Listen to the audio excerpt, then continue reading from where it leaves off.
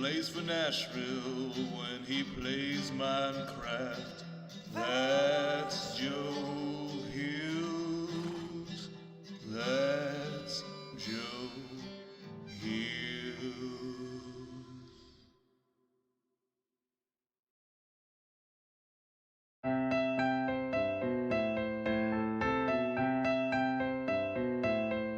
It's absurdity in RPG font. Tycho Brahe's behind creased cardboard, but you don't pull up chairs for humor, do you? You shouldn't miss this guy Cuthris. He shakes a stone, there's Light Eldritch compelling you, the viewers, to hit the merch store. Hit the merch store. Hit the merch store. Hit the merch store. Hit the merch store. Walnut's Grove is gone, which sucks for a druid. Plus mail is strong, but nuts wise into it. Sigils on the cave wall stabbed like daggers.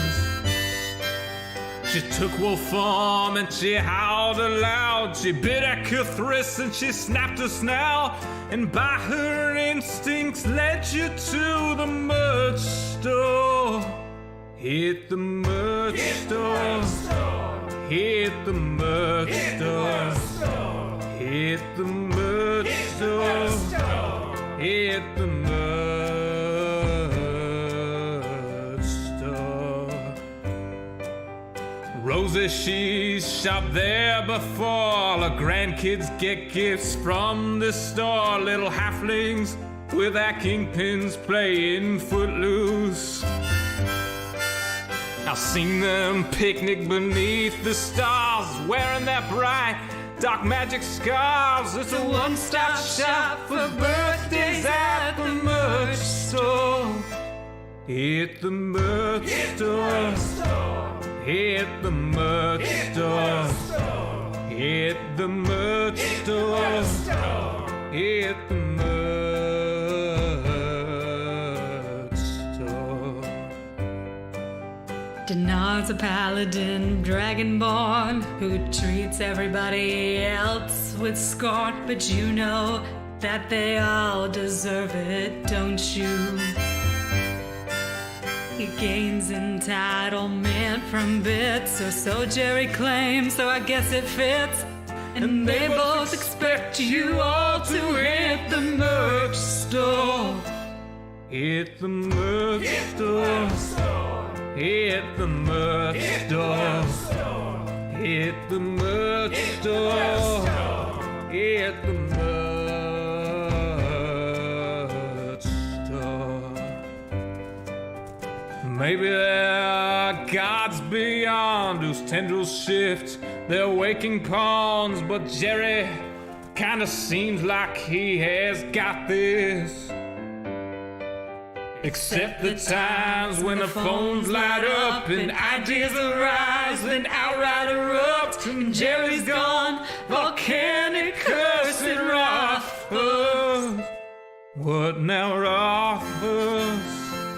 Come on, Rothfuss. Ignore Rothfuss. Gosh darn Rothfuss. Dang it, Rothfuss. My game, Rothfuss. Go home, Rothfuss. Shut up, Rothfuss. Flippin' Rothfuss. Let's not do this. Hit the merch store. Hit the merch store.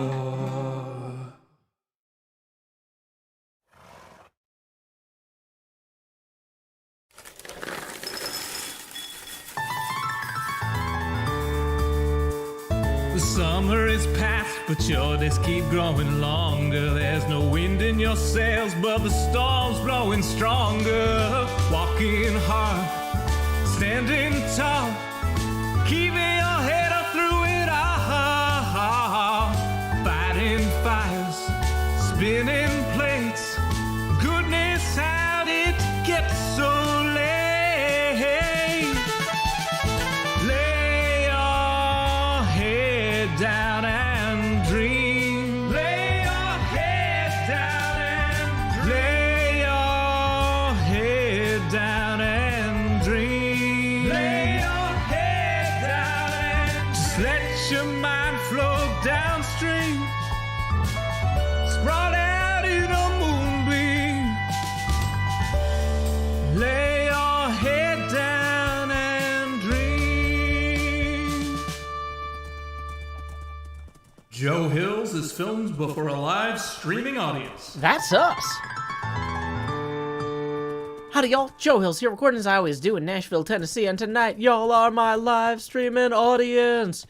We are just returning from our Hermit Helpin' Hermit episode earlier. We were working on establishing a better system of signs and maps kind of between and around the passing gas here, where B-Dubs' road system. I think if I go up here, if we go to False's house, I think there might be a road that continues around that eventually leads to Jevons and then back to Cleo in my place. Oh yeah, good. This is one of the signs I added, Jevons Swamp. So that means if we go this way, we're on our way back to Cleo and Joe's base. That is one of the places that didn't get updated maps. No, no. No updated maps for Joe and Cleo. Not yet. You bet. Why don't we return to that? Okay, meanwhile, over here, though. Did this map get updated? I am not 100% sure if we did this one either. Let's take a look real quick. Yeah, I don't think that these red mushrooms... Oh, no, those were there. Never mind, this part did get updated. Good job, Diamond Hooves. Let's continue to Joe, Cleo, Hypno, XP, and ZF. Jellyfish Neo says, oh wow, impressive camera size for 7 minutes in. Well, that's because we did a Hermit's Helping Hermits earlier, working on the road. So if anybody would like to know, we are actually, courtesy of those tips, $14 away from the next face camera expansion. We are currently at 90% geopacity. And tips are welcome via paypal.me/JoeHills and YouTube Super Chat. Welcome, Wally Spider Raiders. Welcome, Wally Spider Raiders. Welcome, Wally. How do you spell that? Wally Spider Raiders. Da da da da da da da da da da. Yep, if you've never seen a Joe Hill stream before, we are still setting up. We have to run through our pre-flight checklist of all the things we need to do for the stream. Let me pull that up now. When will my stream begin? $8:30 p.m. the usual streaming setup. Turn on the lights, make sure they're bright and gleam. Title, tweet, pour water, tank top, and chroma. OBS seems all set, so I'll click start the stream, and so I'll pause, fold in, and open VLC. I'll pick 2 songs before lay your head down and dream. I'll say that's us to y'all, Joe Hills from Tennessee. Folks asking when will my stream begin? I feel like we're going the wrong way here. This is not the right way, is it? Uh-oh. After Howdy, it's items and chest tools breaking. Pickaxe went poof while talking to you, professional Minecrafter here, there's no mistaking. So I'll click craft it quick and build time and champ pick, then I'll replace the books in a random chest with care. I'll tour my winery, I'm sure there's blocks somewhere, and then I'll hush and hush and hush and hush chat swear, not any closer to recording. Folks keep asking and asking and asking and asking, when will my stream begin? Seriously, y'all, I need to record this next episode I've been working toward. I can't edit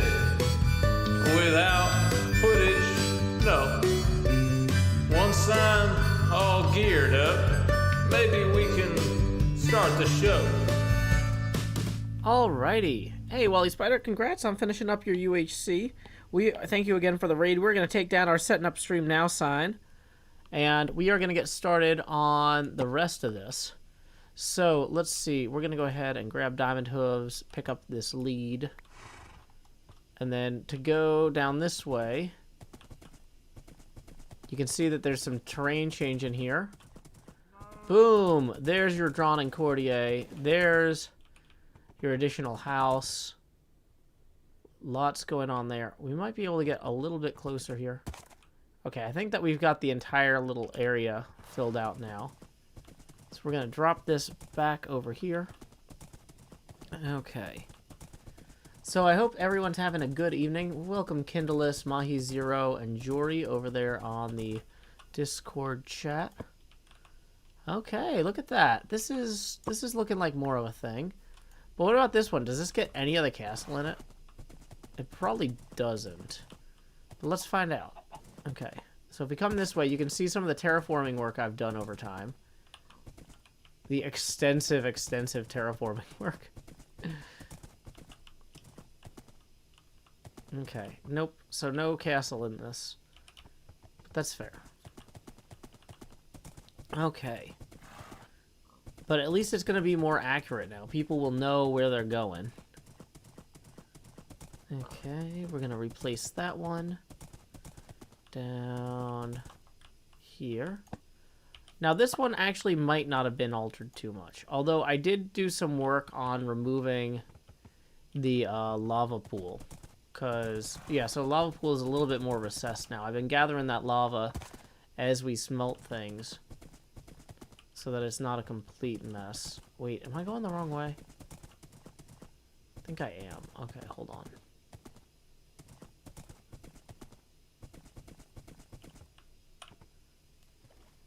But yeah, much of this area isn't going to change too much.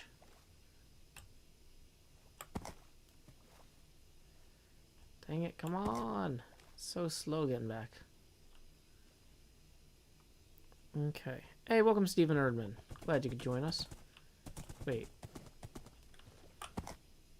So it looks like if we go this way, that'll get us aligned. Woat89 says, Hills, is there any reason you're doing these one at a time? Yeah, because then that way I know which order to put them back in, right? They can't be in the wrong location when I put them back if I pick up only one of them at a time. Okay.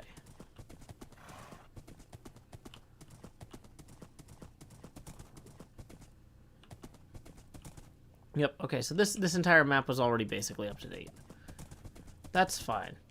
It's kind of unfortunate that most of the maps that B-Dubs set up on the sides of these buildings are in remarkably unremarkable places. But he didn't want to build too close to anyone's builds because he didn't want to be in our way. So, you know, I get it. But regardless, this definitely looks a lot more established than it was last time. We've got several new builds. We've got Doc Spider. We've got the recessed lava pool. Got this other road down here.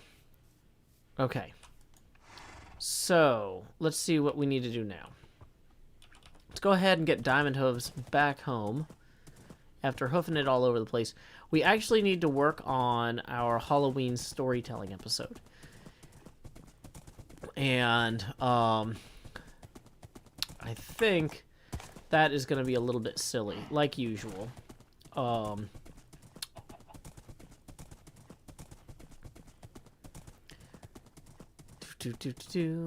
Here's our Evil Dead cabin. Well, I don't know if you saw our Evil Dead cabin, but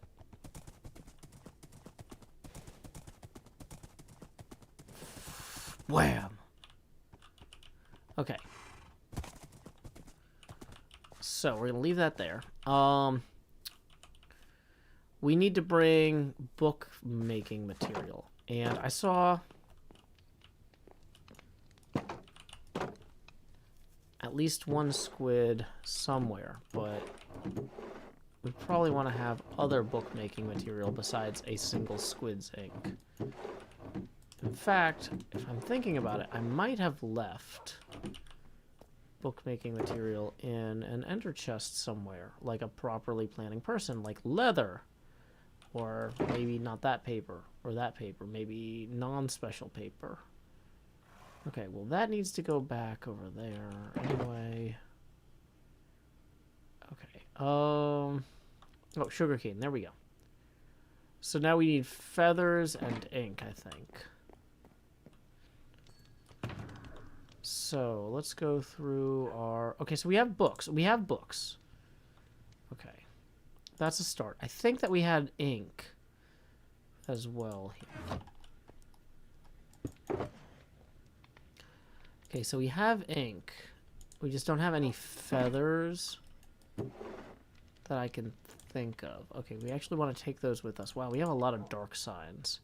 We're going to put some of the signs away for right now because they're not immediately important. Hey, welcome, Chef Nutmeg. Glad you could join us. Let's take 3 of the ink. Now we do need to go find a chicken at this point, then.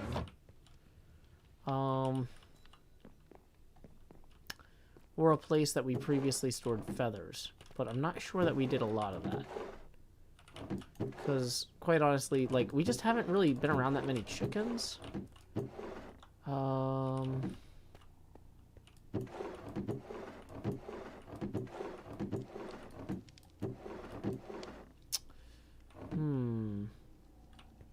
Well, I got 3 books. No, wait. No, I didn't. What? I thought I got 3 books. Hey, welcome, Super Mega Coffee Guru. Okay, so we got 3 books. That's good. We've got 3 ink. We've got some extra leather and some extra paper making stuff. What we don't have is extra chickens at the moment. So, let's go get some eggs. We have a bunch of eggs, I believe, in the Drawn and Courtier. But first, we're going to go ahead and put the extra mushroom blocks away so we don't lose them. Do I plan on expanding selling things? Well, just because you're a merchant doesn't mean you have to be an expansive merchant. That is a very dated stereotype from when food was more scarce. So, I mean, I'll probably sell things and I'll probably expand, but I'm not going to promise you that they're going to be connected. Okay. Dang it. 6 uncooked chickens, but no actual feathers. Raw cod as well. Dang it. Wait, somebody's yelling feathers. That was the bone meal. It wasn't feathers.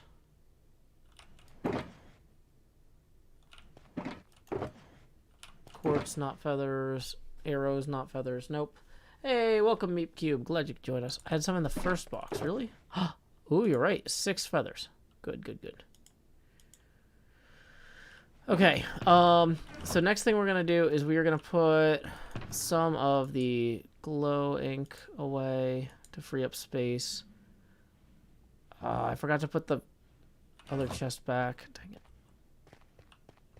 So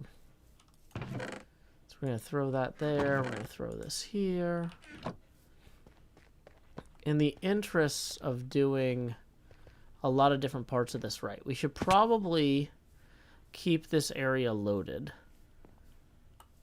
because we want our dripstone mod to generate new fresh dripstone while we are brainstorming on our Halloween story. Okay.